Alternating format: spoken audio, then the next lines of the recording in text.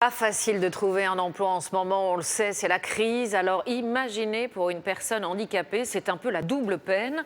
Pourtant, depuis 2005, les entreprises ont l'obligation de leur réserver 6% de leurs effectifs. Dans la pratique, c'est loin d'être le cas. Le taux de chômage des handicapés dépasse les 20%, c'est plus de 2 fois supérieur à la moyenne nationale. Portrait croisé signé Yacine Mili et Raphaël Durosel. Claire Moreau, bonjour. Claire Mourou, 35 ans, cherche un poste d'assistante de direction. Ce jour-là, elle reçoit un coup de téléphone de Pôle emploi.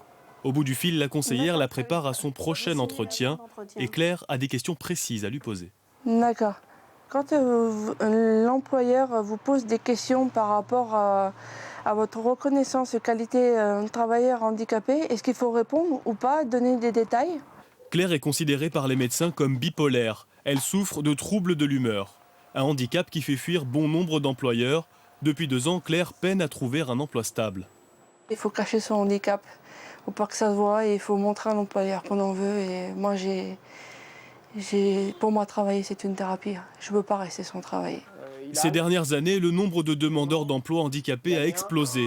Ils sont aujourd'hui 340 000 au chômage, soit 20%.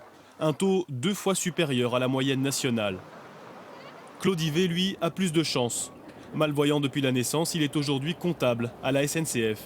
Son entreprise a même décidé de s'adapter à sa vision déficiente.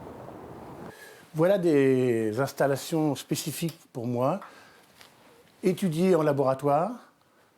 C'est des lumières du jour qui éclairent mon poste de travail. Autre équipement, un téléagrandisseur qui grossit instantanément sur son écran tous ses documents de travail. Coût total de ces installations, 6 000 €.